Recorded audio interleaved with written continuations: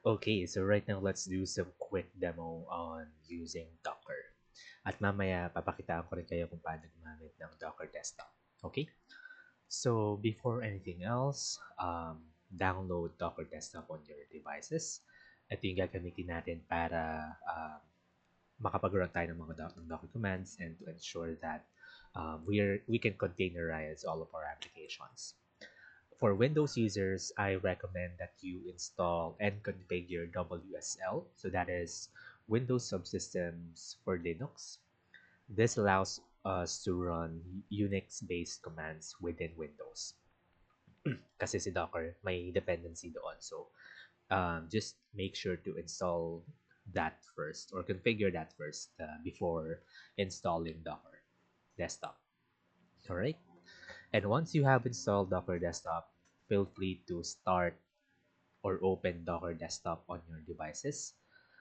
So, open nyo lang to, although hindi naman natin siya kakailanganin talaga, but this ensures that we are running Docker engine in the background. Kasi by default, it's not really accessing or opening Docker engine. So, buksan nyo lang yan. You can close it afterwards or not. Okay lang naman. Um, Pero from time to time, we are going to look at this Docker desktop para makita nyo yung interface na rin yun kahit pa paano. Okay, so right now, let me go back to VS Code. Okay. Um, let's do some demo. Okay. So first, I want to show you Docker PS command. So the Docker PS command allows us to list all containers that we have on Docker. By default, you will only see the running containers. So if you want to run or show all containers, this regardless if they're running or not, add nyo lang tong parameter -a. So feel free to read through the documentation by adding --help para makita nyo yung mga um, gamit ng mga commands na meron tayo kay Docker. Right now, I don't have any containers created yet. So, gagawa tayo ng mga containers. So, ang goal natin sa video na to is to create two containers muna. First one is um, our Postgre database. And the second one is our PG admin. So, yung Postgre that will run and store our database. And for PG admin naman, that's gonna be our IDE or interface para makakonect tayo at mas user-friendly yung pag-query natin kay Postgre. Alright? It's not required, but it's gonna be helpful. Alright. I have prepared some Docker commands here. Ayan. So this is for pgadmin and this one is for Postgre. So patakbuhin ko muna yung kay Postgre. Alright. Paste ko lang siya. And I'll explain the parameters that we have here. So --name means that this is going to be the container name. Alright? So every time na i-refer ko tong container name na to, this refers to this particular container. I have three -e's here, which stands for the um, environment variables. So I am assigning values to these environment variables in the Postgre container that we are creating. And next we have -p. That's gonna be for port. So I am exposing 5432 port ng ating local machine sa 5432 na port ng remote machine, which is yung system kung saan tumatakbo yung Postgre image natin. And the last, it's going to be the image name and its version. Yeah. So, patakbuhin ko siya. There you go. And if I run docker ps, I have now Postgre database running behind the scenes. Alright. So ngayon, paano natin makuquery yung database natin? I have another command for that. So let me just pull that up. Okay, nasa na yun? I think it's here. There you go. I-paste ko na lang din siya para di na siya mawala next time. Ayan. There you go. So this is the command. So docker exec. So this command, tignan nga natin siya muna. Docker exec help. So this executes a command in a running container, right? So you have to run a container first. Tapos, kung gusto mo mag-execute ng command dun sa particular container na yun, so this is what you will use. Alright? So, I am adding -it. So this stands for interactive. So meaning, hindi ko lang siya papatakbuhin once. I want it to be interactive. Kasi if I don't add this, um, wala mangyayari. Parang um, one-time run lang and mag-exit lang din siya sa console natin. Alright? So make sure to always add that. And this is going to be the container name. Actually, this should be Postgres demo db. Yan. Baguhin ko rin to. Dapat ito ay demo db siya. Alright? And then yung command na papatakbuhin natin dun sa container na to is PSQL. If you have been using Postgre, you know that there is a utility command. So that's the PSQL for you to run queries via console. Ayan. So ipapasa lang natin yung -u Postgres as our username at ito yung magiging database natin. So kapag pinatakbo ko siya, I am now inside Postgres_db. Alright? And if you're familiar with PSQL, I think there are some other commands here. So you can switch databases like this. Ayan. So nandun lang tayo sa default database ni Postgres, which is the Postgres database. But that's not what we want. So let's switch over to the original database na ginawa natin. Ito yung bagong database. Alright? I can make or run a query here. Select one as in. And make sure at the very end of all your queries, meron kayong semicolon. So kapag pinatakbo ko siya, ayan siya. Alright? If you don't add this, hindi siya tatakbo. Alright? So I can also run this command, select the table name, table schema from information underscore schema dot tables. So this shows me all the available tables in my database. Pero limit ko lang siya sa 10. Ayan. As you can see, these are all metadata tables. The default kay Postgre. Alright.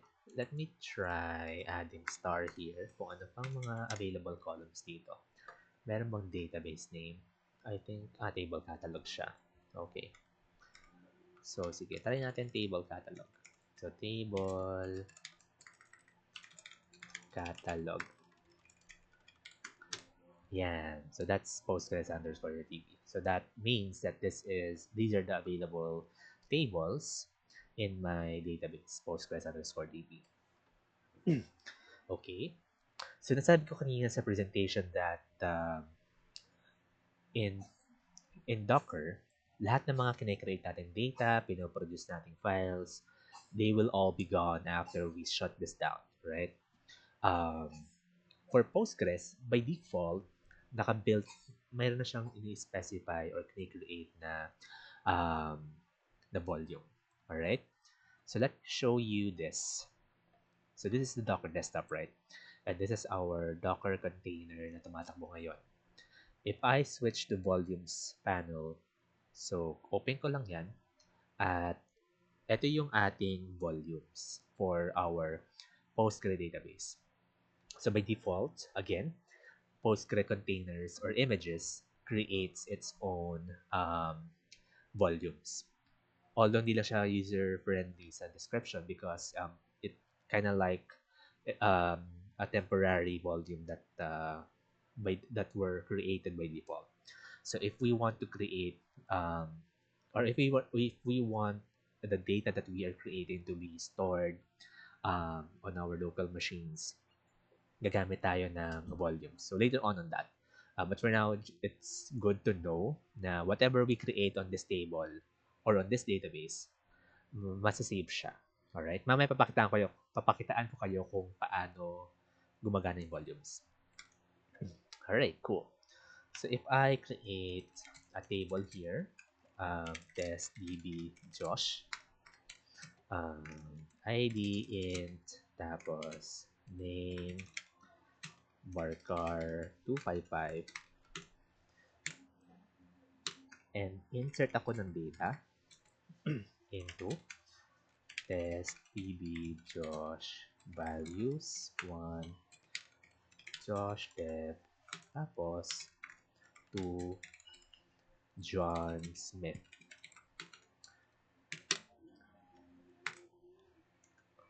Alright? Tapos, isa-select ko ngayon siya. Select star from, I'm not actually sure if case sensitive siya, but let's try na. Select star from, I don't think naman na case sensitive siya. Okay, cool. There, so this is a table that we just created. We inserted 2 dummy data. And if I turn this down or shut this down, makikita ko pa din itong data na to. Alright? And to shut down the container, we have to get out of PSQL utility command first. So to do that, just simply type in \q para mag-quit kayo from the utility command PSQL. Alright? But that still means na meron pa rin kayong tumatakbong container. To shut this down, so this is the command, docker stop and the name of the container. Alright? And if I run this, wala na yung container natin. There. Ngayon, kung gusto ko siyang buhayin ulit, I just need to run this command. So docker container start and the name of your container. So hindi na natin gagamitin yung docker run kasi docker run command, it creates a new container. Yun. So kapag pinatakbo natin docker run ulit, magkakaroon tayong error. Alright? So if you are running an existing container, so this is the command that you will use. Docker container start. Tapos, pasa nyo lang yung container name or yung container ID na makukuha nyo from Docker PS. Ito siya. So, patakboy ko ngayon siya and Docker PS should give us that container. And as mentioned kanina, masasave pa rin yung ating data na create kanina. So, let me run this again. Okay, para makapasok ako sa database via the command line. And then, let me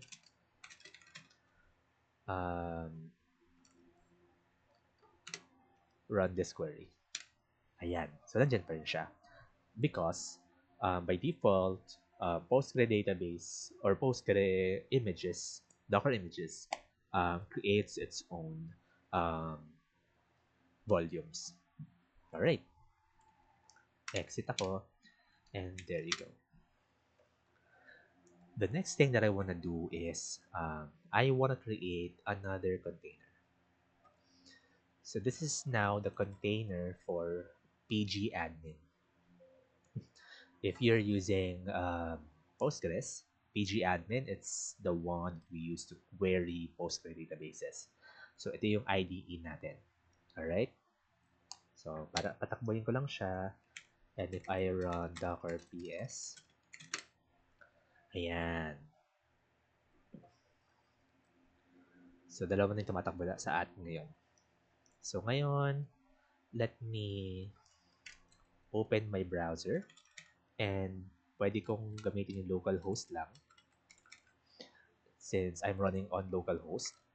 And the port that I use should be port 8080 because this is the port na ina-assign ko or ginagamit ko sa local machine ko or host machine para ma-connect siya sa port 80 ng system or ng remote system, alright? Or yung Ubuntu or Linux um, system or terminal na kung saan tumatakbo yung pgadmin.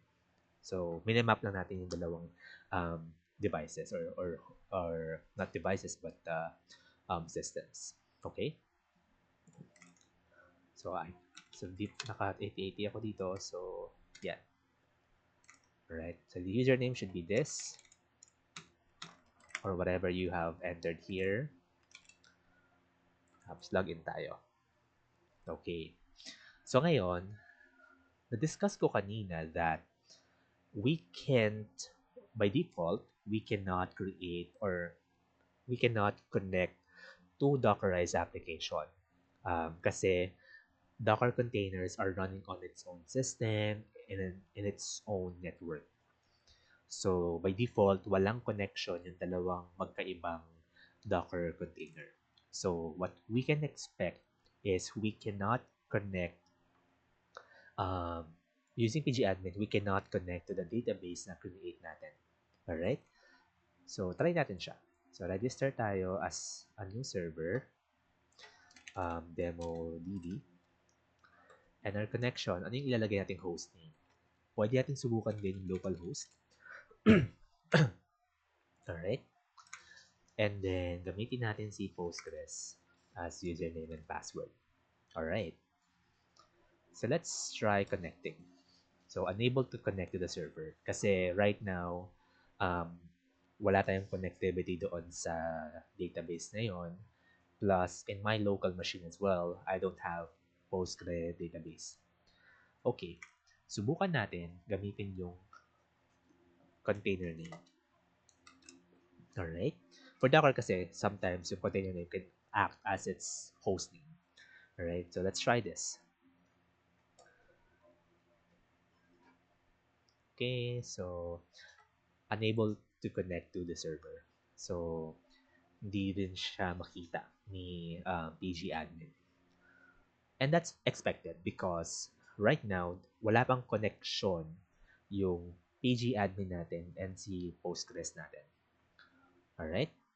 So, anong gagawin natin? So, this is where the concept of network comes in. Si Docker, meron tayong tinatawag na network. Yan. Okay? So, yung network, ito yung mag-i-establish ng connectivity between multiple containers. So, we can create our network, tapos under that network, pwede natin ma-establish yung connection between multiple containers. Pwedeng isa, pwedeng dalawa, pwedeng isa or dalawa or more containers. Alright? So, let's try doing that. Docker network create demo network. Yan. Gagawa tayo ng bagong network. Alright. And we can also list down all available networks in Docker. So we can see that we have demo network available kasi kakagawa lang natin dyan. Para ma-connect naman natin yung dalawang application natin, which is yung Postgres database at yung pgadmin, we need to connect these containers to that network.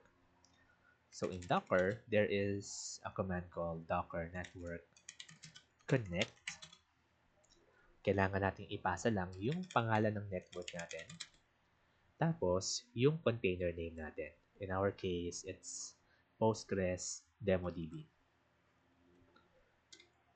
There you go. And let's do the same for pgadmin demo. There we go. So, meron na tayong connectivity between these two containers because they are now running under the same or within the same network lang. Alright? So, if you know about networks, parang ganun din yung concept. Okay, so there. Let's now try connecting Postgres to our or pgadmin to our Postgres database. So again, gamitin natin si pgadmin demo. Ayan. So Postgres, and then Postgres here, and save ko siya. Alright. Hindi siya gumagana. I think mali yung ginawa ko. Sorry, ito pala. Ayan. So, we are able now to connect to database. Although I think magkamali ako kanina. Nagamit ko pa rin is si pgadmin. Sige, just for the sake of maniwala kayo sa akin. Ayan. I-disconnect ko ngayon si pgadmin. So, disconnect ko muna tong server na to ha. Para lang may credibility naman yung discussion natin ngayon. Okay, kasi I think nagkamali ako kanina. Alright? So, let's try fixing that. Remove ko yung server ha. Tapos, ngayon, i-disconnect ko si demo network, si pgadmin container natin from our demo network. So, ngayon, pgadmin run on its own network or by its own default network. Alright? Let's try registering Postgres. Alright? Again, dapat ito siya. Tapos again, should be Postgres and Postgres. Connect natin. Ayan. So, proven and tested. Hindi niya na nakikita si Postgres DemoDB because we have disconnected pgadmin from the demo network na create natin. So, ibalik ulit natin siya. Yan. Para lang maniwala kasi nagkamali ako kanina. Okay, cool. There. Let's try that again. Yan. There you go. So it is actually working. So that's how we can establish connectivity between multiple applications. And if we're going to be using Python or any other programming languages na makakapag-create tayo ng isang simpleng application that can be connected to a database, ganun din yung gagawin natin. Alright? So we just have to make sure that there is a network na tumatakbo sila parehas. Alright? So, i-query ko lang din to just to look at the sample table na create natin kanina. Alright. Oops. Open ko to and query tool. Select star from anong pangalan table na yun? Sige, information schema na lang tayo. Information schema dot tables where table name like demo. Okay, so alright. Josh. Ayun. So testDB database. TestDB Josh should be table. But anyway, that's fine. Okay, so try natin siya kung nandiyan pa rin yung data na in-enter natin kanina. Again, as expected, nandiyan pa rin siya dapat because by default, Postgre images store or creates its own volume para ma-store yung data. Okay, cool. So we still have Josh Dev and John Smith here as expected. Okay, cool. So that's how we can create or run our own containers without even installing Postgre database on my local machine. Hindi ko rin install si pgadmin. So that's the very use of Docker. So kumukuha lang tayo ng Docker image from a Docker Hub para magamit natin yung mga available na images. This way, we can guarantee na kahit ano man ang gamitin natin, computer, Mac, OS man yan, Linux man yan, or even Windows, we can guarantee na tumatakbo pa rin siya under the same configuration, systems, and the versions that we have established. So, one more thing na gusto kong ipakita sa inyo is Docker Compose. So right now, medyo madugo yung ginawa nating configuration. So we created different Docker containers. Gumawa pa tayo ng network para makakonect tayo from pgadmin papunta sa Postgre, right? So there is a more um, straightforward way of doing it. So that is via Docker Compose. Ayan. So this is a sample Docker Compose file that I have created. So i-run through ko lang din siya side by side para makita niyo yung comparison between um, Docker and Docker Compose. So paano nga ulit yun? Ayan. Okay. Baliktad. Okay, paano ulit yun? Ganun na lang. Ayan. Okay, cool. Ayan. So, sige. Okay, so here is Docker Compose versus our Docker commands. So remember, Docker commands are being executed on the terminal. We can even create Docker file. So hindi ko siya demo, pero that's also a we can also do that for some cases. In our example kasi hindi naman sila required talaga. Alright? But in the next episodes, gagawa tayo. Alright? So here, this is the Docker Compose file, and close ko lang to. These are the commands that we are running on the terminal. So kay Docker Compose, we can already create the services. So ito na yung mga containers na gusto natin i-create for our project. So in this case, gusto kong gumawa ng Postgres database, demo database at si pgadmin demo. Yan. So, same ko lang din sila dito. Alright? So, as you can see here, we have here the image name, which is this. Ito yung container name, pgadmin demo. So, i-replicate ko lang din siya dito para masaya. I am adding some parameter to always restart it on some certain cases. And our environment variables. Okay? Meron din tayong port. So, which is the same as what we have here. And this time around, explicitly, gumagawa ako ng volume. Kasi kay Docker, or kay Postgre, as mentioned kanina, meron siyang ginagawang volume. I think this is for pgadmin. Okay, so meron din pala kay pgadmin. But yeah, I'm already creating a volume. So there are two ways of creating volume in Docker. So that is via a direct path on your local machine. So whatever is created on or whatever data that you have on that particular container must save siya sa folder na meron ka. Or pwede kang gumawa ng folder dito for volumes, kunwari. Tapos, imamap mo to doon sa volumes na to. So, example, parang ganito yung magiging itsura niya. So, dot volumes tapos Postgres, kunwari. Yan. Parang ganyan yung magiging itsura niya. But that's the first option. And the other option is via Docker volumes na via Docker talaga. Alright? So, what happens here is that we are creating volumes within Docker engine and it stores in that same environment without even writing anything to your local machine.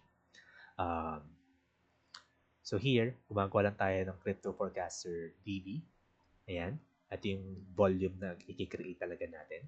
Tapos, imamap din natin siya sa same path na gusto natin imap, which is the data files ni Postgre. And this is what we are going to do. Alright? So, tanggalin ko naman yan. Alright, so now, kapag nag-create ako ngayon dito ng volume or ng container under this Docker Compose file, hindi na siya puro numbers, right? So that's the default that has been created by Postgre image. Next one, for our pgadmin demo, mali. For pgadmin demo, ito naman siya. So same thing, mayroon akong image name dito. Lagay ko lang din yung container name para consistent. Postgres, or sorry, hindi siya Postgres. pgadmin. Alright, restart on failure. Tapos again, we still have the same environment variables here. Ayan. And I'm using port 8081 in this scenario. Pero pwede ko naman siyang gawing 8080. Pero I'm actually using 8081 here kasi in the next episode, gagamit, or in the following episodes, mag-add pa tayo ng ibang mga um, service dito. Okay? So similarly, gumagamit ako dito ng volume um, and minimap ko yung data files ni pgadmin. And at the very end, kine-create natin yung mga container, yung mga volumes na yun. Alright? If you don't include this, the volumes won't be created. Alright? So, there. Gumamit na tayong YAML file, but the commands would still be the same. So, ngayon, just to clean up our Docker desktop, kasi if you go back here, marami na siyang available na containers, which is ito yung ginawa natin kanina. Ito yung accidentally ko na-click kanina, and yung volumes naman natin are here. So, let me try to clean this up. Alright? Be careful in running this command because this will clear out um, some of your containers and volumes, and even networks. Yan. So Docker system prune. So this clears out all your images. Sorry, not images pala, but containers. Um, remove unused data. So ayan. But this will include yung container, network, and volumes. Ay, sorry, volume pala hindi kasama. Pero tatanggalin din natin yun. Alright? So, i-yes ko siya. And again, be careful when using this kasi it will clear out all of these things. Alright? There we go. Sorry, parang wala nangyari. Okay, kasi natakbo pa yung ating mga containers. So, stop natin siya. Alright? Okay, sige. Pakita ko kayo kung paano gamitin si Docker Desktop na lang din. So, pwede ko siyang i-select all at stop ko na lang. There you go. Para wala na sila lahat. There you go. Okay. And again, let me try to run Docker system prune. So this will remove all stop containers, all networks not used by at least one container, and dangling images. So yeah, be careful when using this, especially if you're doing it in production. For learning purposes, go na lang. Ayan. Alright. So, wala na akong containers dito sa Docker desktop. At sa volumes naman, meron pa din. If I list down Docker network ls, okay, wala na rin yung create ko kanina. Okay, ngayon, tatanggalin ko rin yung mga volumes natin. So, volume prune. Okay, tama naman siya. So, again, let's just remove everything and be careful when doing this. Ngayon, wala na tayong volumes na rin. Okay, meron pang isa. Okay, and bakit hindi siya na-create or na-delete? Sige, i-delete lang natin siya dito. Although I'm not really sure kung bakit hindi siya na-delete when we run that command. Yeah. Alright, and let's now try running our Docker Compose file. Take note, wala akong kine-create dito na network. Okay? So, nag-prune lang tayo ng mga bagay-bagay sa Docker kasi gusto ko lang ma-refresh lahat ng mga nakikita natin dito. Alright? Para mas malinis yung slate natin. So, to run Docker Compose file, yan.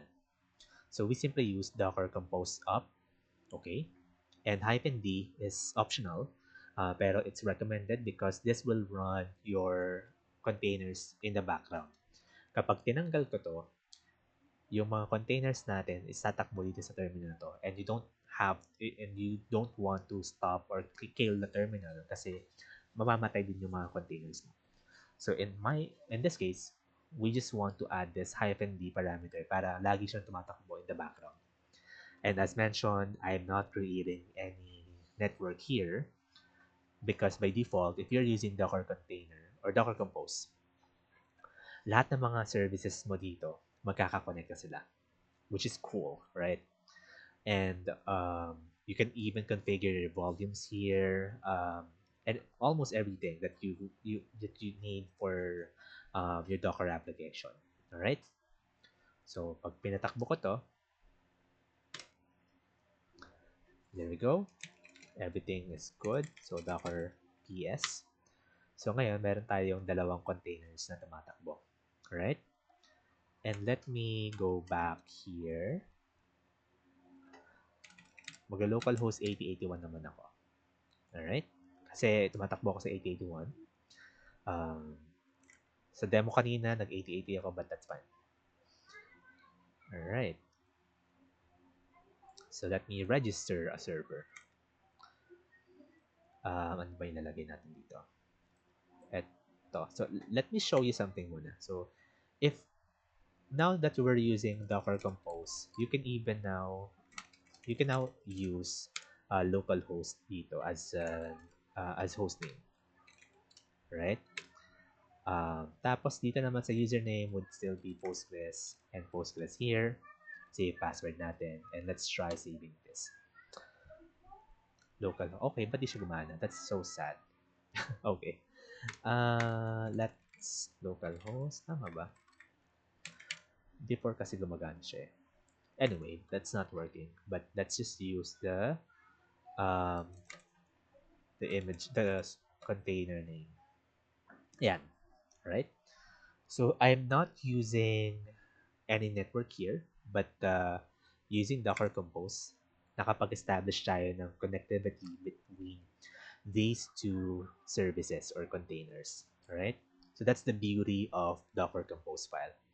So we are now unifying all of the configuration na kakailanganin mo sa application mo, especially if you're using multiple containers.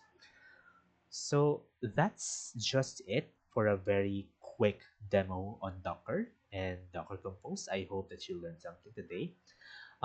In the following episodes, gagawa pa tayo or mag-add pa tayo ng iba pang mga um, services under this Docker Compose file. So see you in the next episode.